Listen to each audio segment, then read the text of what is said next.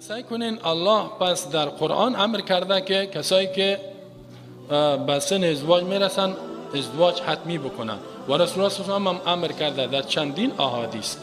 ولی ما و شما ازدواج، اکثریت جوانای ما ازدواج نمیکنن.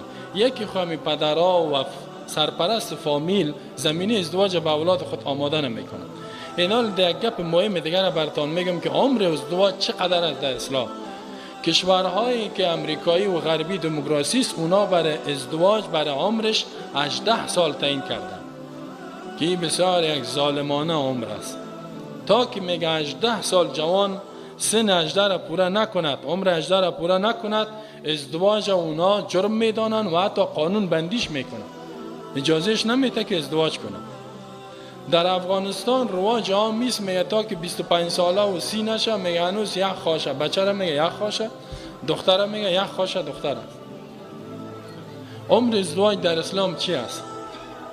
این را بفهمین که عمر خاص در اسلام تعیین نشده که سنش مثلا 15 باشد یا 18 یا چطور. در اسلام علامه جوانی را تعیین کرده است. هر کسی که به علامه جوانی رسید، جوان شد، او ازدواج اینمی حکم الله متوجه شد که در مردها احتلام است، محتلم شدن، و در خانمها مریض شدن. یک دختر که مریض شد جوان شده و تقاضای ازدواج دو پیدا شده. بچه که محتلم شد، احتلام شد، پس او تقاضای ازدواج در وجودش موجود است.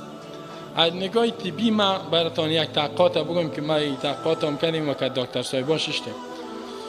در کشورهای گرمسیر اکثریت دختراش مثلا سعودی و کشورهای عربی که گرم است و خوب آرام هستند، زندگی بالا دارن، دخترایشان در 9 سالگی بالغ میشن، اکثریتشون، یگام تا شاید 10 و 11 شون و تقاضای ازدواج موجود میشن. بچه‌هایشان در 12 سالگی بالغ میشن.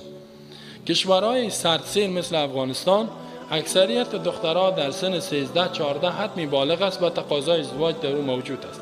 اگر پدرش یا مادرش یا فامیلش اعضایش مانع ازدواج شود، کسی خواستگار آمد نماند یا تشویق به ازدواج نکنه، حتمی دست به فحشا به حیایی میزنه. زیرا اینجا تقاضا وجود داره. ازدواج یک غریزه است و این غریزه قسمی است که اگه این به دست نبیاید البته از بین نمیره، اما این قاضارش میتن که زندگی برش مشکل میباشه. بچه ها اکثریتش در 15 سالگی بالغ است و فقها میفرمایند که اگر یک جوان دختر یا بچه احتلام نشد، پس عمر بلوغ 15 سالگی است. پس 15 سالگی عمر بلوغ است. اینال سعی کنین که ما در افغانستان یک بچه که صنف 12 مکتب اگر شود 12 سال، 10 سالگی بر 17 سال میشه.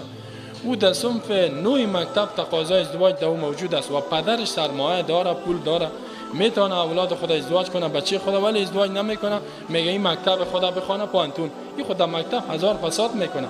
اینمیال اکثریت جوانای ما که دعوت دور هستن به خاطر که فامیلایشان امو غریزه جنسیش اشباه نکردن.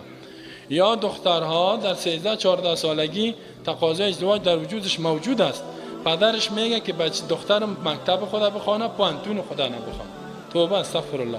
مکتب خواندن و او در مکتب که میره با چقدر در مکتب فساد است. در این وقت یک دختر اگر خودش اعضای فامیلش خوب باشه، خواهر خوانده‌اش خرابش میکنه. اگر به اعضای فامیلتون تلویزیونا را در خدمتش آزاد مانده باشین، او خودش فحشا و بی‌حیایی را در وجود از اونها ایجاد میکنه و همین غریزه جنسیش هم بسیار تحریک میشه. بنابراین اگر رسول الله صلی الله علیه و آله میفرماید من جاءکم، کسی مردی که در خانه شما میاد، من کسای تردون دینه و اخلاقه، که انتخاب میکنین دین و اخلاقش، دین داره و اخلاق داره، زندگی معمولی را پیش برده میتواند، فزوجوه، شما او را دخترتان برش بتین، الا تفعلوه، اگر این کار نکنین، تکون فتنه فی الارض و فساد عریض، یک فتنه بزرگ و فساد بزرگ جامعه را فرا میگیرد. امروز شما میبینین که اکثریت فتنه و فسادها، مکتب‌ها، پانتون‌ها آنقدر فساد است که ما در بعض درس میبینیم. اینمی از چی است؟ از بی ازدواجی و فامیل هایش. وقتی که یک دیندار در خانهش میاد، عوضی که بگوید دینداری صحیح است، این برش لیست ظالمانه پیش میکنه که در اسلام حرام و رد شده است. دولت هتل سرش تحمیل شده است و دولت گفته شده که اینقدر تویانه بده یا ولور میگن و دولی است گفته شدگی است که این قدر طلا و قدر پیسه و این قدر مساعی قدر لباس قدر این کل این چیزا دولی است داخل گنجانیده شده. اینجاست که جوانان اکثریتش به طرف فحشا و بی‌حیایی روان.